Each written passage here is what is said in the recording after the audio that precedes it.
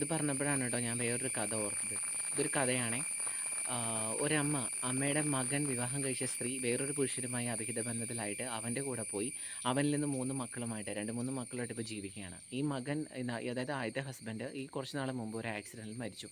ഇപ്പോൾ ഈ സ്ത്രീ കോടതി തീർപ്പാക്കിയ ഡിവോഴ്സിൻ്റെ എന്തൊക്കെയോ പേപ്പർ വർക്കുകൾ നടന്നിട്ടില്ല എന്ന് പറഞ്ഞിട്ട് വന്ന് ഇയാളുടെ മരണത്തിൻ്റെ കോമ്പൻസേഷൻ അല്ലെങ്കിൽ ഇയാളുടെ സ്വത്തിൽ അവകാശം ഉന്നയിച്ചിരിക്കുകയാണ്. സ്വത്ത് വിറ്റ് കിട്ടുന്ന 3-4 ലക്ഷം രൂപ എനിക്ക് കിട്ടാതെ ഞാൻ കേസ് പിൻവലിക്കില്ല എന്നാണ് പറഞ്ഞിരിക്കുന്നത്. ഇവള് വേറൊരുത്തൻ്റെ കൂടെ പോയി വേറൊരുത്തൻ്റെ മക്കളെ ഉണ്ടാക്കിയിട്ട് ഈ ഹസ്ബൻഡിൻ്റെ സ്വത്തിൽ അവകാശം ഉന്നയിക്കാൻ എന്താണ് അർഹത? അതെനിക്ക് മനസ്സിലായില്ല. ഈ നിയമം പഠിക്കുന്ന ഏതെങ്കിലും ബിരുദ വിദ്യാർത്ഥികളോ അഡ്വക്കേറ്റ്മാരോ ആരെങ്കിലുമൊക്കെ ഏറിയയിൽ കാണുന്നുണ്ടെങ്കിൽ എനിക്ക് കൃത്യമായ ഒരു ഉത്തരം തരുമെന്ന് പ്രതീക്ഷിക്കുന്നു.